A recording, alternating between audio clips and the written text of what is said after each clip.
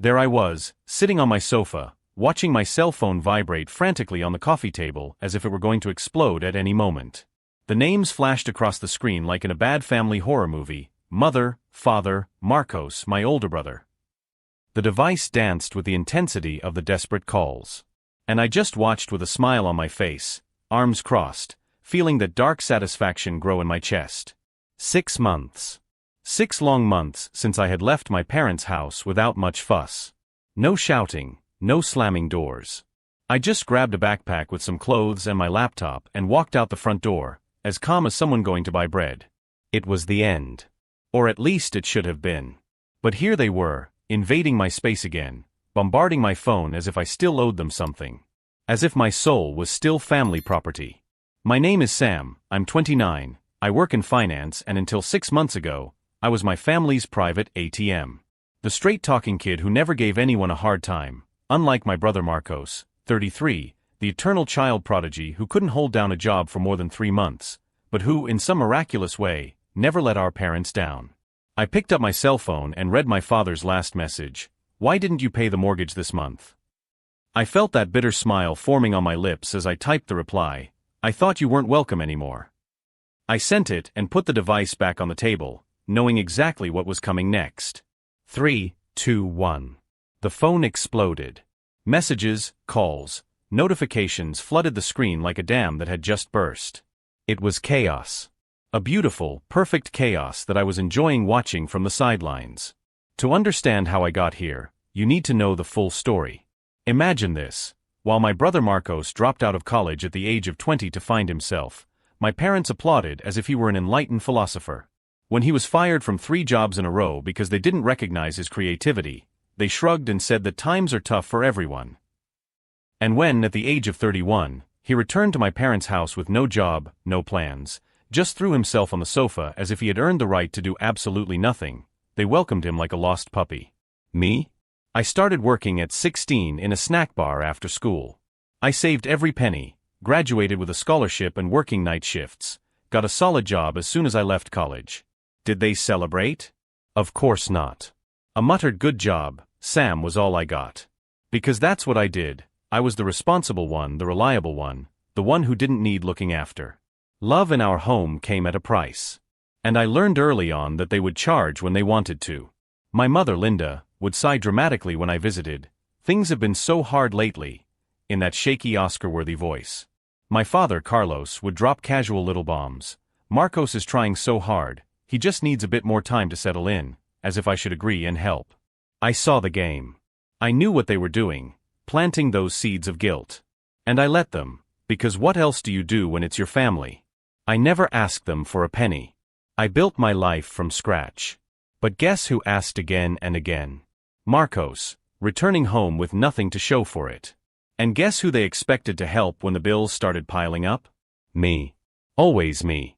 I started paying small bills. Then the purchase of the month. Then came the mortgage, temporarily, my father said. But the temporary extended, month after month, until I was covering practically everything: utilities, food, the house payment.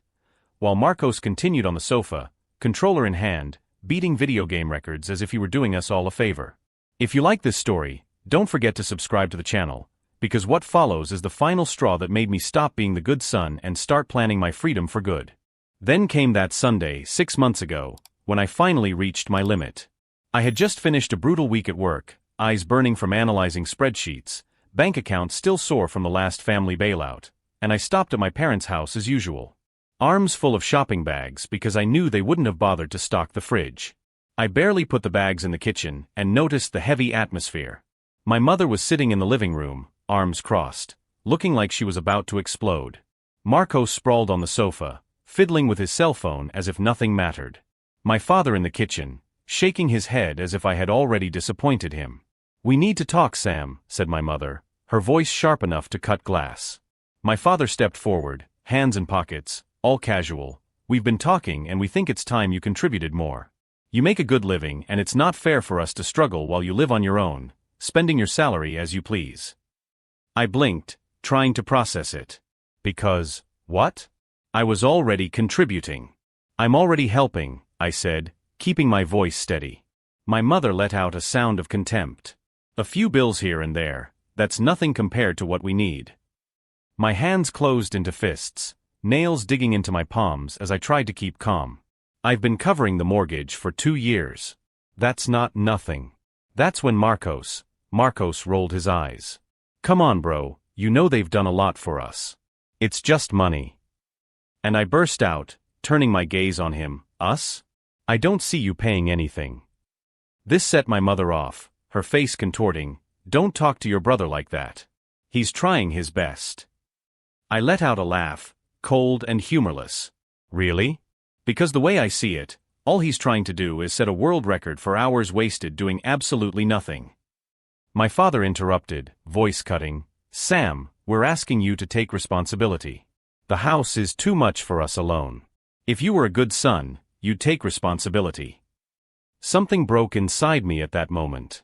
This final, abrupt break, after years of giving them everything, my time, my money, my patience, and it still wasn't enough. Let me understand, I took a deep breath. You want me to take over the mortgage completely, pay for everything, while Marcos continues to do nothing, and you don't see anything wrong with that? My mother's lips thinned. We just thought that, as our son, you'd like to help your family. And what is Marcos? A decorative plant. Marcos stood up, glaring at me. You're a selfish idiot. I picked up my bag. Me? I didn't ask for this, but I certainly benefited from it, didn't I? My mother stood up, anger emanating from her. If you walk out that door, don't bother coming back. I stared at her for a long moment, then smiled. Fine. Just like that. And I left. No shouting, no big speeches. It was just over. What nobody knew was that I had been preparing for this moment for months. It wasn't a spur-of-the-moment decision. It was the culmination of a carefully thought-out plan. 3 months earlier, after yet another financial emergency that drained my savings, I turned to Rafael, my coworker in the legal department. He referred me to Amanda, a lawyer specializing in family and financial issues. You're not the first in this situation, she told me at our first meeting. Families can be the worst financial leeches. With her help, I began to meticulously document every penny I had sent to my parents over the last few years. Bank statements, receipts, text messages asking for money, everything was cataloged and filed away. We arrived at a figure that made me dizzy, more than 85,000 Brazilian reals in the last 2 years alone. That's financial abuse, Amanda stated categorically. And you have it all documented. Meanwhile, I secretly rented an apartment, transferred my remaining savings to a new bank account, and organized the silent move of my most important belongings. All this while continuing to help my family, looking like the same old Sam. When my mother told me not to come back, she believed that I would never have the courage to leave for real. They saw me as weak, manipulable, someone who would always give in to emotional blackmail. What they didn't know was that, for the first 3 months after I left, I was talking to the bank about the mortgage I was supposedly paying. The information I received was shocking. Although I was sending money regularly, the payments had been overdue for months. Where did all that money I sent go? I asked Amanda at our last meeting. She smiled, filling in some documents. We'll find out. And when we do, they'll have to account for it. So now, 6 months later, with my parents and Marcos desperately calling nonstop, I finally had what I needed. Concrete proof that they had embezzled the money I sent for the mortgage. But what would I do with this information? And how would they react when they found out I knew everything? After 6 months of deliberate silence, I decided it was time for the final showdown. With all the evidence in hand, my lawyer Amanda on my side, and a meticulously devised plan, it was time to end the farce once and for all. I ignored the frantic calls for another 24 hours, until I finally answered with a simple message. I'll be at your house tomorrow at 2 p.m. to talk about the mortgage. Everyone be there. My father replied almost instantly, Thank God, son. I knew you wouldn't abandon us. I smiled bitterly at the screen. They still thought I was the same manipulable Sam as ever. The next day, I parked in front of the house where I grew up. Amanda was in the car next to me, document folder in hand. Ready? She asked. I've never been so ready in my life, I replied. We got in together. The look on my mother's face when she saw a stranger with me was priceless, a mixture of confusion and barely concealed irritation. Sam, who is this? She asked, trying to maintain the sweet tone she used when she thought she could manipulate me. "This is Amanda, my lawyer. She's here to discuss some important legal matters." "Lawyer?" My father frowned, panic beginning to show in his eyes. "We don't need lawyers in the family." Marcos, who was sprawled on the sofa as usual, finally straightened up, looking nervous. "Come on, bro, it's not that big a deal." "Not that big a deal," I repeated calmly, putting my briefcase on the coffee table. "Let's see if you still think so after our conversation." Amanda opened her briefcase, taking out an organized pile of documents. "Mr. and Mrs. Santos, I'm afraid we're here to discuss a very serious matter.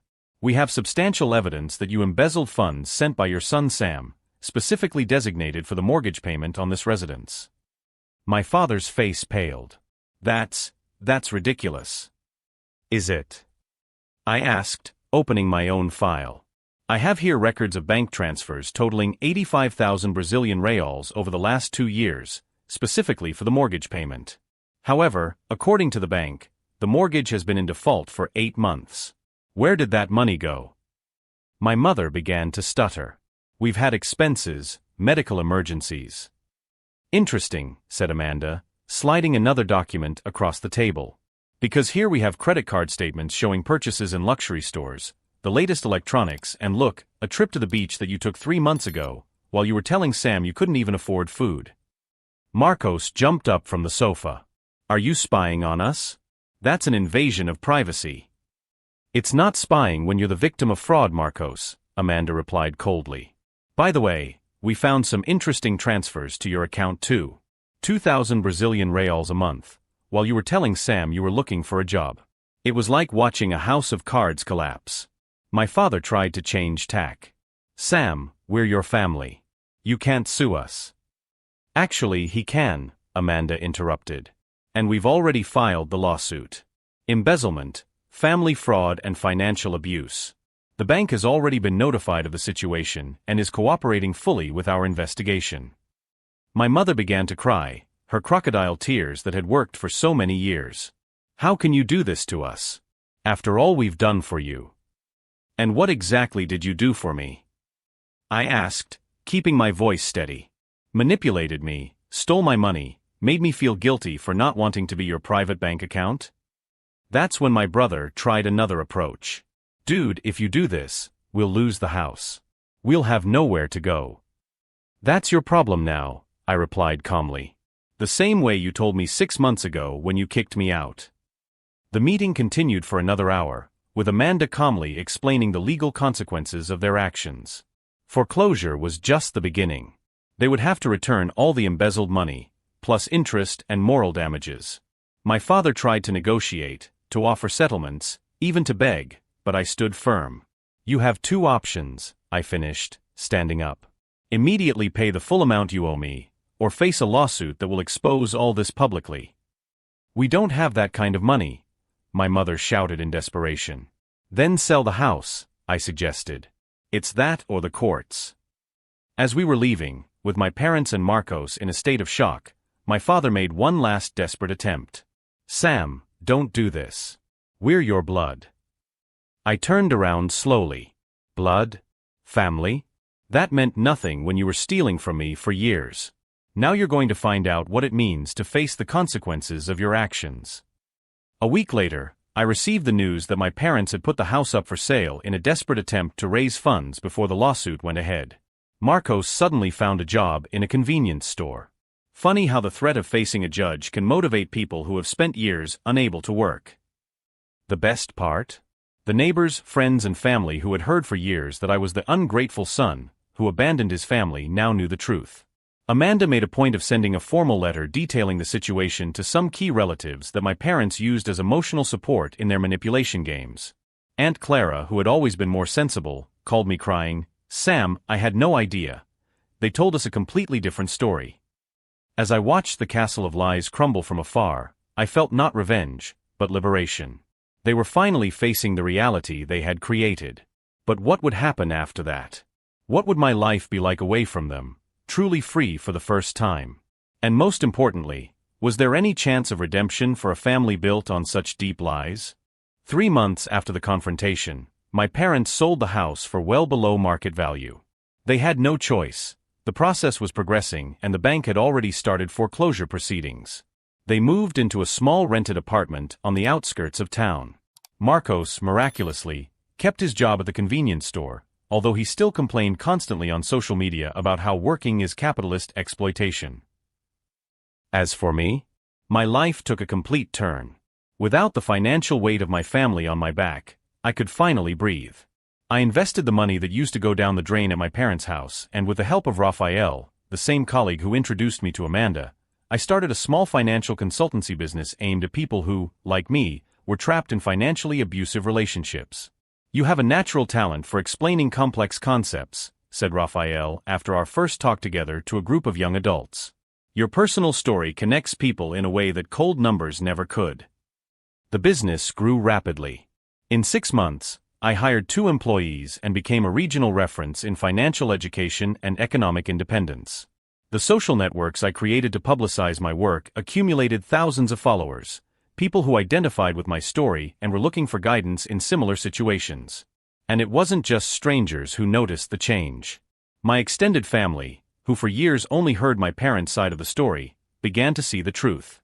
Aunt Clara became one of my biggest supporters, sharing my posts and even referring clients. "You're helping so many people, Sam," she told me over lunch. "I'm proud of the man you've become, despite everything you've been through." One day, I received an unexpected message from Victor, my cousin who had always been close to Marcos. He wanted to meet up to clarify a few things. I accepted, more out of curiosity than anything else. "Uncle Carlos and Aunt Linda are broke," he told me over coffee. "Marcos lost his job again, and they can't pay the rent anymore." "And why should that be my problem?" I asked calmly, stirring my coffee.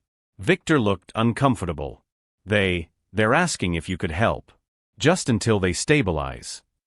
I let out an incredulous laugh. "After everything, they still think they can use me as a lifeline." "They're really sorry, Sam. Aunt Linda cries every day." Interesting how regret only shows up when the money runs out, isn't it? I took a sip of my coffee. They've had decades to treat me like a son, not a bank account. Now it's too late. That evening, my mother called me for the first time in months. I answered, more out of curiosity than anything else. "Sam," her voice was thin, almost unrecognizable. We made mistakes." "Mistakes?" I repeated. "You stole from me for years. You manipulated me. You threw me out when I no longer wanted to be exploited. Those aren't mistakes, they're deliberate choices." "But we're your family," she pleaded. "Family doesn't steal from family. Family doesn't treat one child like an ATM while pampering the other to ruin. You weren't my family, you were my parasites." There was a heavy silence before she spoke again. "It's all falling apart, Sam. We have nowhere to go."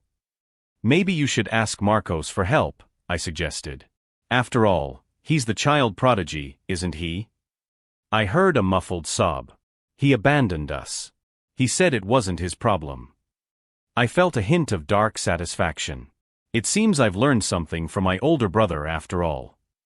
I hung up feeling a mixture of emotions. There was no happiness in seeing people suffer, even those who had hurt me. But there was a deep sense of justice, of balance restored in the universe. 2 weeks later, I published my first book, Financial Liberation: How to Recognize and Escape Financially Abusive Relationships. In the dedication, I wrote, "To my parents and brother, who taught me the hard way, the value of financial and emotional independence." The book became a regional bestseller, and the talks multiplied. For every story I shared, dozens of people came to me with similar experiences. I was helping them do what I did, cut the ropes that held them back and find their own way. A year after the confrontation, I met my father by chance in a supermarket. He looked aged, smaller somehow. Our eyes met in the fruit aisle. For a moment, I thought he was going to run away, but instead he approached me hesitantly. "You look good," he said, glancing at my well-cut suit. "Life is better when you don't carry the weight of toxic people," I replied simply. He nodded, looking down at his worn-out shoes. "Your book." I read it. That surprised me. You were right. About everything. He took a deep breath. I don't expect your forgiveness. I just wanted you to know that I understood the lesson. I looked at the broken man in front of me and realized that I no longer felt anger. Just nothing. Indifference is truly the opposite of love. I hope you can rebuild your life, Dad, I finally said. I really do. As I walked away, I realized the most powerful truth of all. My revenge wasn't to sue them or expose them. My revenge was to become someone who no longer needed them, financially, emotionally, or psychologically. Someone who could look back without pain, only with the clarity of someone who has learned their lesson and moved on. My parents tried to use me, to suck every last penny out of me, and when I refused, they tried to make me feel guilty. But in the end, it was they who lost everything, not just a house, but a son who would have done anything for them if only they had shown him a shred of respect and genuine love. If you're in a similar situation, remember, the best revenge is never to repay evil with more evil. It's to build a life so good, so full and so free that those who tried to pull you down can only watch from afar, with the bitter regret of someone who has lost something truly precious. And if you liked this story, don't forget to subscribe to the channel for more stories of people who, like me, found their liberation in the most unlikely of ways.